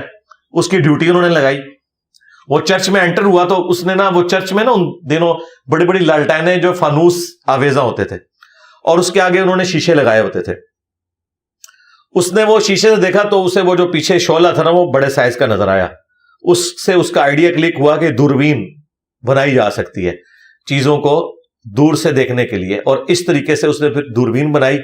دوربین جب اس نے بنائی اور اس نے اجرام فلکی کو اپنی آنکھوں سے دیکھ لیا اور سارے سٹارز اور سیارے یہ سارے جب دیکھنے شروع کیے, ان کی موومنٹ کا اس نے مشاہدہ کیا, تو اس نے بغاوت کر دی. اس نے کہا بھائی میں نے دیکھ لیا, میں کیسے مان لوں کہ یہ ہے اس طرح.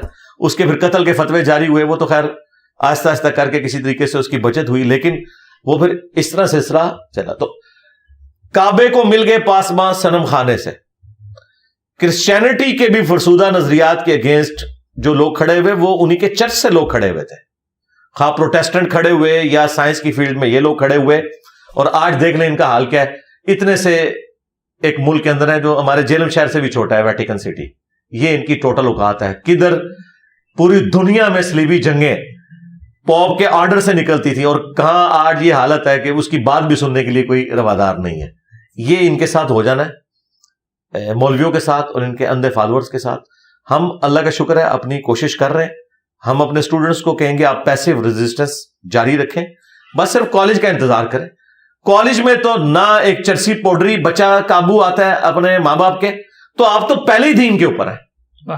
ہاں, تو ماں باپ آپ سے زبردستی کچھ نہیں کروا سکتے. ہاں لیکن یہ یاد رکھیں جو ہیومن ڈگنیٹی ہے وہ وائلیٹ نہیں ہوگی. وہ تو قرآن میں ہے کہ اگر ماں باپ مشرک بھی ہے نا, دنیا میں معروف طریقے سے ان کے ساتھ چلنا ہے, لیکن ان کا کہنا نہیں ماننا اس معاملے میں, باقی دنیاوی معاملات میں ماننا ہے.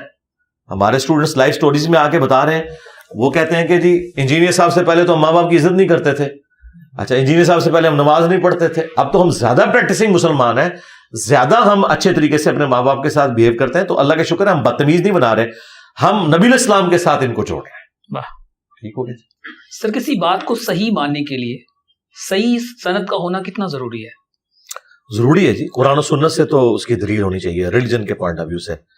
باقی جو دنیاوی معاملات ہیں اس میں بھی ظاہر ہے جب تک کوئی چیز ثابت نہیں ہوگی تو آپ کوئی نظریہ اڈاپٹ نہیں کر سکتے. آپ نے مجھ سے ایک پولیٹیکل لیڈر کے بارے میں سوال کیا کہ انہوں نے جنت کا سرٹیفکیٹ بانٹ دیا, تو میں نے دیکھا نہیں مانا. میں نے کہا کہ یہ آج کل اڈوب فوٹوشاپ میں کچھ بھی ہو سکتا ہے.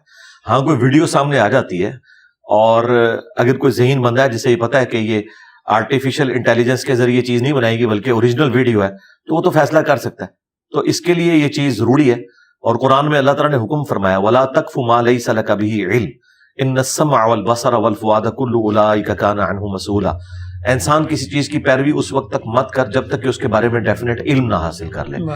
بے شک کان, آنکھ اور عقل, دل ہو یا دماغ, اس کے بارے میں تم سے پوچھا جائے گا یہ انسٹرومنٹ یوز کیوں نہیں کیے. اسلام توہمات میں بالکل بلیو نہیں کرتا. دلیل کی بنیاد کے اوپر آپ نے چلنا ہے. اگر دلیل ہوگی تو پھر آپ نے ایکسپٹ کرنا ہے, ادروائز اس چیز کو ریجیکٹ کریں گے آپ. سر جو اسلامی فرقے اس وقت بنے ہوئے ہیں اوور آل, اگر ان میں سے اگر کمپیریزن کیا جائے تو کون سا فرقہ بہتر لگتا ہے آپ کو؟ دیکھیں فرقہ اس طرح خرابیوں کی اگر آپ انٹینسٹی کو دیکھیں, ہر بندے کی سینسٹیوٹی کا لیول ڈفرنٹ ہے.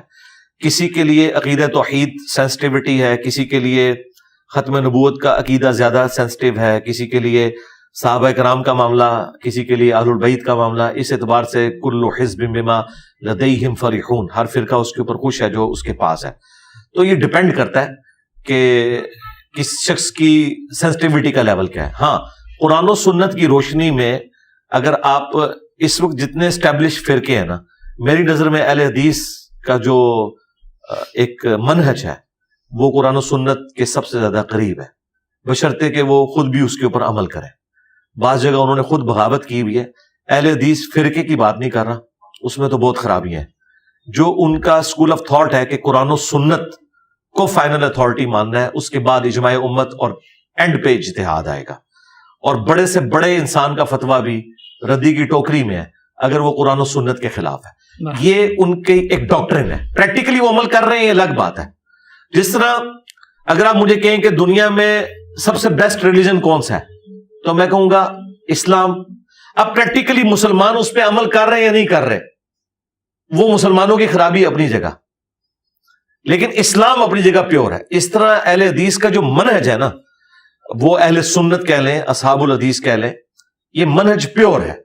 باقی اس کے اوپر کوئی عمل کر رہا ہے یا نہیں کر رہا, وہ ایک الگ بات ہے. وہ تو میں سارے فرقوں کی چیزیں ہائی لائٹ کرتا ہوں انکلوڈنگ اہل حدیث. سر, لبرل مسلمان کے بارے میں کیا تصور ہے آپ کا؟ لبرل مسلمان سے مراد اگر کوئی یہ لے رہا ہے نا کہ تمام مکاتب فکر کو آپ سپیس دیں, ایون دوسرے مذہب کے لوگوں کا بھی حق ہے کہ وہ دنیا میں زندہ رہیں, اور پاکستان کے آئین میں یہ چیز ہے کہ غیر مسلموں کو بھی بنیادی حقوق ملیں گے. پاکستان کے جھنڈے میں بھی وائٹ کلر جو ہے وہ غیر مسلموں کے لیے رکھا گیا. پھر محمد علی جناح کی جو 11 اگست 1948 کی تقریر ہے, اس میں تو انہوں نے کہا تھا کہ آپ آزاد ہیں, اپنے چرچز میں جا سکتے ہیں, اپنے کلیساؤں میں جا سکتے ہیں, اپنے مندروں میں جا سکتے ہیں, اپنی مسجدوں میں جا کے اپنے اپنے طریقے کے مطابق اپنے ریلیجن کو پریکٹس کریں. اگر اس طرح کا معاملہ ہو, اس کو اگر کوئی سیکولرزم یا لبرلزم کا نام دیتا ہے, ظاہر ہے کہ ابھی ٹرمز وقت کے ساتھ چینج ہو رہی ہے نا. اب بینکنگ تو خود ہم اس کے خلاف ہیں, لیکن آج اسلامک بینکنگ ہے, ٹرم تو ہم نے وہیں سے ڈیوائز کرنی ہے نا. ہماری اس وقت جتنی ماڈرن ٹرمنالوجیز ہیں, اسلامک ڈیموکریسی لی تو ہم نے گوروں سے ہوئی ہے نا, تو اس کو ہم نے اسلامک کہہ کے, جس طرح اسلامک بینکنگ ہے, اسلامک ڈیموکریسی ہے, اسلامک لبرلزم بھی ہو سکتا ہے, اسلامک سیکولرزم بھی ہو سکتا ہے. لیکن اگر آپ بائی ڈیفینیشن دیکھیں تو ڈیموکریسی تو کفر ہے, لیکن اسلامک ڈیموکریسی کیا ہے کہ قرآن و سنت کے دائرے میں حلال کے اوپر آپ ووٹنگ کروا سکتے ہیں, حرام کے معاملے میں نہیں کروا سکتے. تو کہتے ہیں ہاں اسلامک ڈیموکریسی ہے. تو ٹرم ڈیوائز کی جا سکتی ہے. ٹرم تو ہمارے بزرگوں نے پتہ نہیں کیا کیا ڈیوائز کی ہیں, اور وہ آج تک اس طریقے سے چل رہی ہیں. ٹرم ڈیوائز کی جا سکتی ہے. تو اس اعتبار سے دیکھیں تو لبرل مسلمان سے مراد اگر کوئی شخص یہ لے رہا ہے کہ وہ تمام فرقوں کو سپیس دیتا ہے, پھر تو ٹھیک ہے. اور اگر لبرل مسلمان سے مراد وہ یہ لے رہا ہے کہ میں نے اپنی مرضی کی زندگی گزارنی ہے, صرف میں نے کلمہ پڑھ کے پاکستان کے شناختی کارڈ میں مسلمان ہونا ہے, تو صرف پاکستان کے شناختی کارڈ میں وہ مسلمان ہے, اللہ کے حضور وہ کافر ہے جب تک وہ اسلام کو پریکٹس نہیں کرتا. یعنی جو نماز ہے, روزہ, حج, زکوٰۃ اور باقی معاملات, وہ شناختی کارڈ کا مسلمان ہے. تو اس قسم کے لبرل مسلمان تو مسلمان ہی نہیں ہے. اور اگر آپ اس طرح کے لبرل مسلمان جو کہہ رہے ہیں بس اپنے کام سے کام رکھیں گے, ہم اپنا نماز روزہ کریں گے, کسی کو چھیڑیں گے نہیں, کسی کو تنگ نہیں کریں گے, ہر بندے کا رائٹ ہے کہ وہ اپنی زندگی گزارے, صرف علمی اختلاف اس سے کریں گے, ڈیبیٹ تک رکھیں گے بات, اس کی لائف ونریبل نہیں کریں گے, تو اس طرح کے لبرل مسلمان تو سارے ہی ہونے چاہیے. واہ سر, اگلا سوال یہ ہے کہ یہ تھوڑا سا یو کین سے دیٹ جو لوگ آپ سے سوال اٹھاتے ہیں موسٹلی, آپ کوئی بھی جب آپ کام کر رہے ہیں, وہ یہ کہتے ہیں کہ اللہ کے نبی صلی اللہ علیہ وسلم نے جب بھی کسی میں کوئی برائی دیکھی ہے تو آپ نے اس کا نام اسپیسیفائی نہیں کیا, آپ نے اس کو باقاعدہ طور پہ نام لے کے اس کی برائی بیان نہیں کی. تو کیا ایسے پاسبل نہیں ہے کہ ہم کہیں کہ فلاں شخص نے یہ کام کیا ہے جو کہ صحیح نہیں ہے, حدیث کی روشنی میں ہم یہ بتا دیں, بجائے اس کے کہ ہم اس کا نام ہائی لائٹ کریں؟ سمجھنے والے سمجھ جائیں گے نا کہ کیا نہیں. یہ تو بات ہی آپ کو غلط بتائی گئی ہے. قرآن پورا بھرا پڑا ہے یہود و نصارہ کی خرابیاں بیان کی ہیں اللہ تعالیٰ نے. یعنی کہ نام ہم جی نام مینشن کیا ہے اللہ تعالیٰ نے. یہود و نصارہ کی جب برائیوں کا ذکر کیا ہے تو جیوز اور کرسچنس کا نام لے کر اللہ تعالیٰ نے مینشن کیا ہے. اللہ تعالیٰ نے کہا کہ کرسچنس کہتے ہیں کہ عیسیٰ اللہ کے بیٹے ہیں, جیوز کہتے ہیں کہ عزیر اللہ کے بیٹے ہیں. یہ ان کے منہ کی باتیں ہیں. اللہ تعالیٰ نے تو ان چیزوں کی کوئی سند نازل نہیں کی, بلکہ اس سے بڑھ کے پھر اللہ تعالیٰ نے کہا کہ وہ لوگ کافر ہیں جو کہہ رہے ہیں کہ عیسیٰ ابن مریم اللہ ہے, اور وہ لوگ بھی کافر ہیں جو کہہ رہے ہیں کہ عیسیٰ ابن مریم 3 خداؤں میں سے ایک ہے. تو اللہ تعالیٰ نے جوز, کرسچنز, ایون مشرکین عرب کو بھی مینشن کر کے ان کی برائیوں کا ذکر کیا.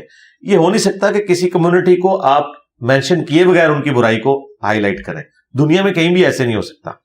البتہ اس میں ایک ڈگنیٹی والا پہلو یہ ہے کہ آپ نے کسی کو گالی نہیں دینی.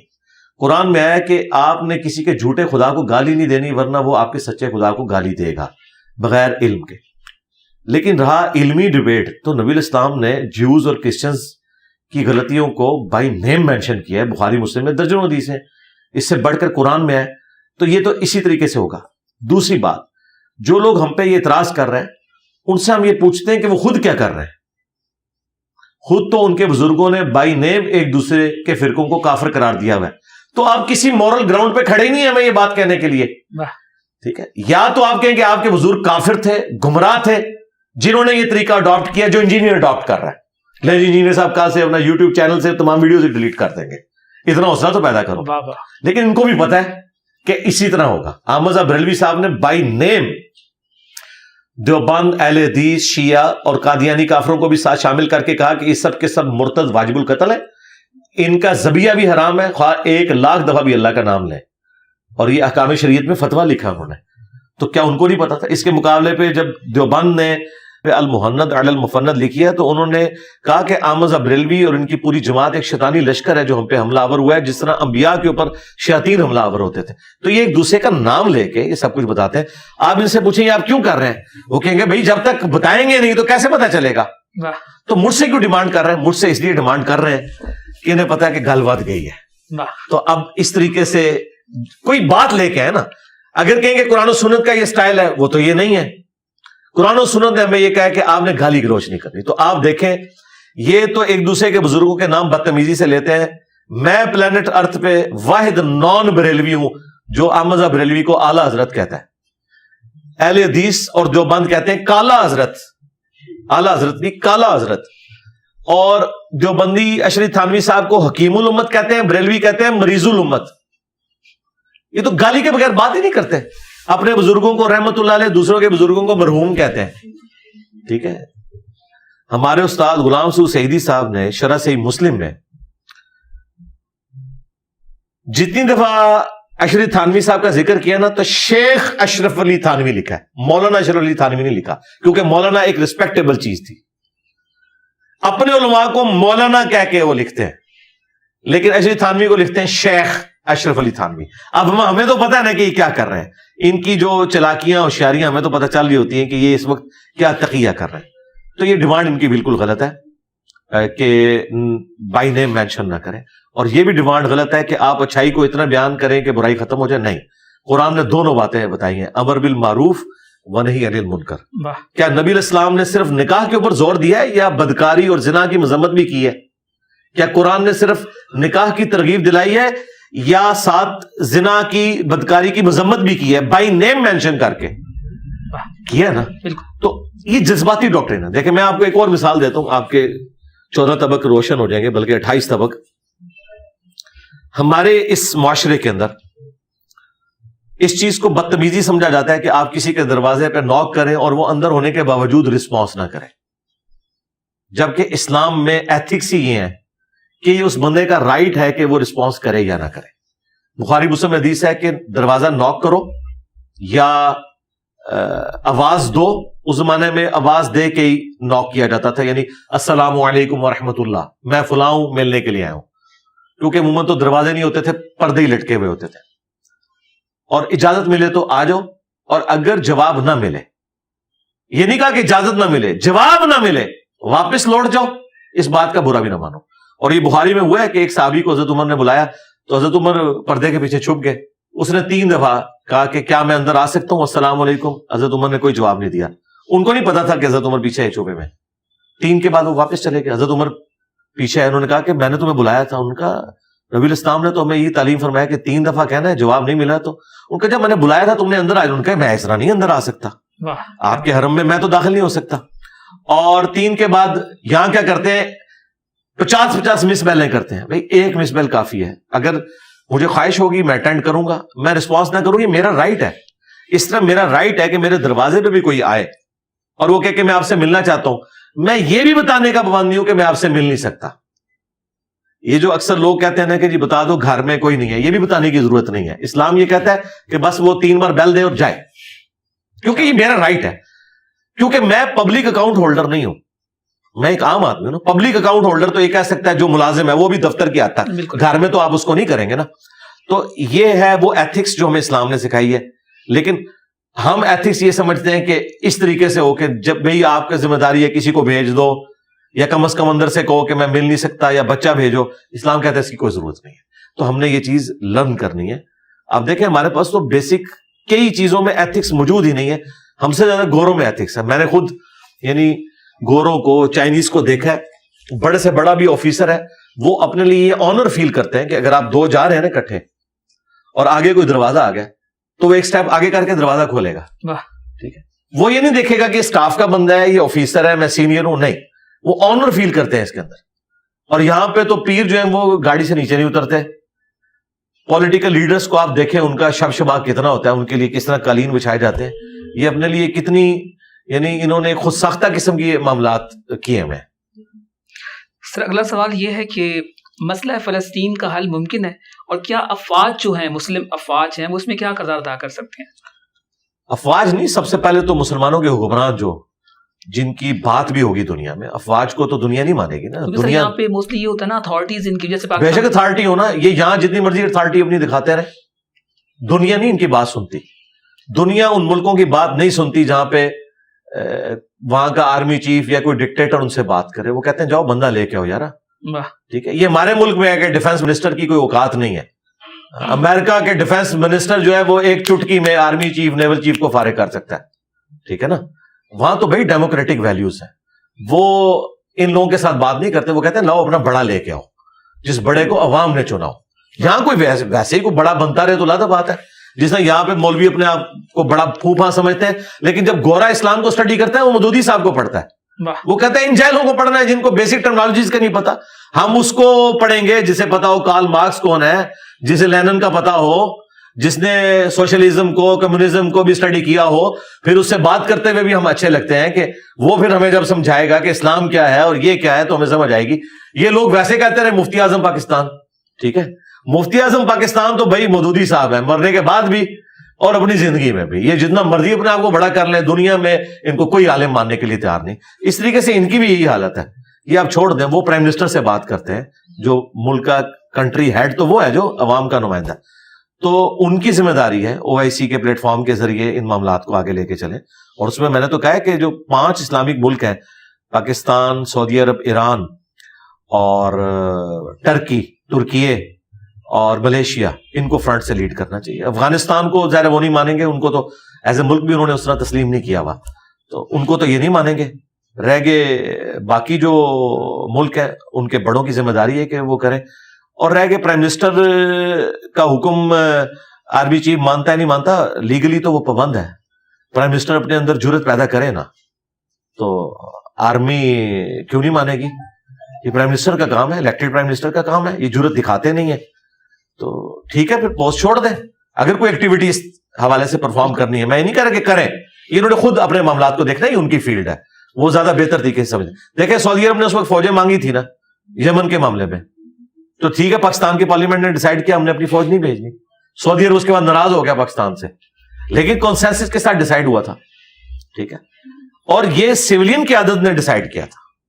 فوج کبھی بھی پاکستان کی فوج سعودیہ اور امریکہ کے ساتھ نہیں بگاڑتی, کیونکہ ان سے ڈائریکٹ چندہ لیتے ہیں, کھاتے مراد یعنی اس کے اوپر لگاتے ہیں اپنے ادارے کے اوپر, اس لیے یہ ان کے ساتھ نہیں بگاڑتے. تو فوج اس وقت اس حق میں نہیں تھی, لیکن بہرحال سول گورنمنٹ نے ڈیسائیڈ کیا تو سارے ان کے ساتھ کھڑے ہوئے. ٹھیک ہے, ان کا ٹھیک ہے. تو پرائم منسٹرز کا کام ہے کہ وہ ہمت دکھائیں.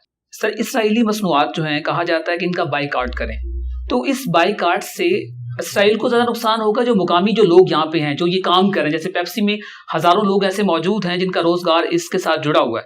ایسی بہت سی کمپنیز ہیں پاکستان کے اندر جو یہاں پہ موجودہ بہت سے لوگوں کا روزگار سے جڑا ہوا ہے. تو اس کے بائیکاٹ کرنے سے مقامی لوگوں کو زیادہ نقصان پہنچے گا یا پھر اسرائیل کو زیادہ نقصان پہنچے گا؟ اسرائیل کو تو رتی برابر کو نقصان نہیں پہنچے گا. یہ بے وقوف ہے, ان کو سمجھ ہی نہیں ہے. اور دوسرا یہ جو مولوی آپ کو یہ کہہ رہے ہیں نا, ابتدا ان سے کرتے ہیں. ہم چلاتے ہیں مہم, سارے مولویوں کے اسمارٹ فون لیتے ہیں اور کیمرے میں ویڈیو بنا کے نا ان کے اوپر پتھر مار کے ان کو توڑتے ہیں اور کہتے ہیں یہ دیکھیں مولانا نے سب سے پہلے اپنی قربانی دی ہے. پیپسی تک تو میں نے ان کو پہنچنے نہیں دینا. اس کا یہ مطلب نہیں ہے کہ میں کوئی کولڈ ڈرنکس کے حق میں ہوں. میں تو پیپسی پیتے ہی نہیں ہوں, نہ کوک. میں تو کولڈ ڈرنکس اور بیکری کی چیزیں تو میں استعمال ہی نہیں کرتا, تو مجھے تو کوئی انٹرسٹ نہیں. لیکن میں یہ بتانا چاہ رہا ہوں کہ اگر یہ مخلص ہے نا, تو کتنے علماء ہیں بائیکاٹ کرنے والے, انہوں نے اپنا موبائل توڑا ہے. یہ ساری ٹیکنالوجی ان کی ہے. پھر اس سے بڑھ کر اسرائیل کا سب سے بڑا سپورٹر تو امریکہ ہے اس وقت. $40 बिलियन हर साल वो देता है असले की मद में। अभी इस जंग के लिए $100 बिलियन उन्होंने मुख्तस किए हैं इस जंग के लिए इसराइल को। तो अमेरिका की तो सारी प्रोडक्ट्स का भी बाइकआउट हो जाएगा, तो ये अपने ही बाइकआउट करेंगे। इन्होंने जो कपड़े पहने हुए हैं ना, ये भी किसी ना किसी दर्जे में इसराइल और अमेरिका के साथ जुड़े हुए हैं। तो ठीक है, पत्ते पहने और ये जंगलों में चले जाए, छोड़े हमारी जान। इस तरह नहीं होता। ना कहीं पे ये इस बाइकआउट का कोई फायदा होता है, ना किसी का झंडा जमीन पे लगाने से, ना उसके ऊपर कोई चीज चढ़ाने से, ना किसी के पुतले को आग लगाने से कुछ होता है। भाई आपने करना है तो ये करें कि आप भी तालीम में उतना ऊपर जाएं कि आपके पास भी नोबेल प्राइज आए, आप दुनिया को कंट्रीब्यूट करें, दुनिया को लीड करें।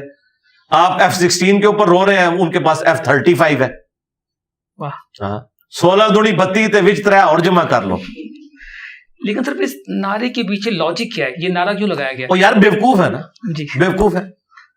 और आपको जज्बात के पीछे, तो जहां ये नारा लगा हो ना, आप नीचे लिखें उलमाए कराम से गुजारिश है अपना मोबाइल फोन तोड़ के उसकी वीडियो रियल टाइम जारी करें ताकि हमारे ईमान में इजाफा हो। वाह। और टाइम क़यामत तक है। वाह। सर, सऊदी अरब और ईरान का फलस्तीन इशू पर क्या फायदा है? यानी कि क्या ये सब इस्लामी अखुवत के तहत इसका हल चाहते हैं या बस कोई मुफाद के तहत सब कुछ हो रहा है? सऊदीया तो मुफाद के तहत कर रहा है क्योंकि उसकी तो मजबूरी है अरब के हक में बोलना। ईरान तो जनरली उनको सपोर्ट कर रहा है, आज से नहीं, हिजबुल्लाह को, हमास को कई डिकेड से सपोर्ट कर रहा है। और ये असला जो है ये बगदाद शरीफ या अजमेर शरीफ वालों ने नहीं दिया हमास को, ये ईरान शरीफ का ही असला है, रूस शरीफ का असला है जो ईरान फाइनेंस करके उन तक पहुंचाता है। ये किसी बुजुर्ग ने नहीं उनको असला दिया हुआ, ना सऊदीया ने दिया हुआ। अरब मुल्क तो बहुत बुजदिल हैं, ये तो कभी भी उनके साथ खड़े नहीं होते। 1967 के बाद जब से इन्हें मार पड़ी है तो इनका तो डंग ही इसराइल ने निकाल के रख दिया। सर, ये आखिरी सवाल है कि क्या मुहद्दिसीन मुख्तार सख्फी के दावे नबूवत को सही कहते हैं? दो तरह के ग्रोह हैं, हम तो उनके साथ हैं जो दावे नबूवत को गलत समझते हैं। हम तो नहीं समझते कि दावे नबूवत उसने किया था, और उसका सबूत यह है कि सुनन कुबरा अल बैहकी में मौजूद है कि अब्दुल्ला इब्ने उमर खवारिज के पीछे भी और मुख्तार सख्फी के मानने वाले जो थे, खुशबिया, इन्हें खुशबिया कहा जाता था, उनके पीछे नमाजें पढ़ा करते थे और बाकी लेन देन का मामला भी करते थे। अगर उसने दावा नबूवत किया होता तो इस तरह ना होता। बाकी ये यानी मशहूर है कि ऐसा किया है, कुछ इनडायरेक्ट अहदीस से भी आइडिया होता है, लेकिन कोई पैट बात नहीं कि जिसकी बुनियाद के ऊपर इतना बड़ा फतवा लगाया जा सके।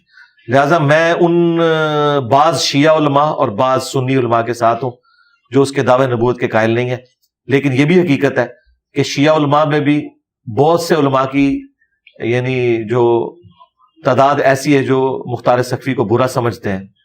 और ये तो ईरान वालों ने जब मुख्तारनामा फिल्म बनाई है तो थोड़ा ये मॉडरेट हुए हैं, अदरवाइज उसे बुरा ही समझते थे। अहले सुन्नत में तो मेजॉरिटी बुरा समझती है, लेकिन जो अहले इल्म है वो इंसाफ के साथ काम लेते हैं। तो मैं तो उसके बारे में नरम गोशे रखता हूँ। एक साहबी रसूल के बेटे भी हैं और हमारा सीना उन्होंने ठंडा किया। इब्ने कसीर इतना मुखालिफ है और खुद शामी है, उसके बावजूद मुख्तार सख्फी की उसने तारीफ की है कि उसने मुसलमानों के दिल ठंडे किए हैं, कातिलीन हुसैन से बदला लेंगे। सर, आपका बहुत शुक्रिया कि आपने अपने कीमती वक्त से, और ख़ास तौर पर जितने लोग सुन रहे हैं, मैं उम्मीद करता हूं कि उससे मुस्तफ़ीद होंगे। अगर आपके पास कोई सवाल मज़ीद मौजूद है जो आप पूछना चाहते हैं तो आप अपना सवाल कमेंट बॉक्स में छोड़ सकते हैं। दोबारा इंशाअल्लाह अगर मौका मिला तो हम वो तमाम सवालात पूछेंगे ताकि आप लोगों तक वो असल रियल जो नॉलेज है वो आप तक पहुंच सके। क्योंकि बहुत सी चीज़ें हैं, जैसा कि आप लोग इसको बखूबी जानते हैं कि कितनी फ़िरके बन चुकी हैं और लोगों का अपना एक कॉन्सेप्ट है। हर शख्स जो है वो अपना चूरन बेच रहा है। उसके पीछे ओशो ने बड़ी खूबसूरत बात कही थी, उसने कहा था कि हर शख्स की कीमत है, हर शख्स बिकाऊ है, शर्त यह है कि आप उसकी मनमानी कीमत लगाएं। तो आपको पाकिस्तान में अंदर खास तौर पे ये एक proper Islam you can say मजहब जो है वो एक बिजनेस बन चुका है, एक रिलीजन। आपने देखा यहाँ पे लोग साइकिल पे आते थे और वो कैसे प्राडो तक का उनको सफर किया। तो कोई भी सवाल आपके पास मौजूद है तो आप अपना सवाल कमेंट बॉक्स में छोड़ सकते हैं। आपको बहुत शुक्रिया। अल्लाह ने के बाद।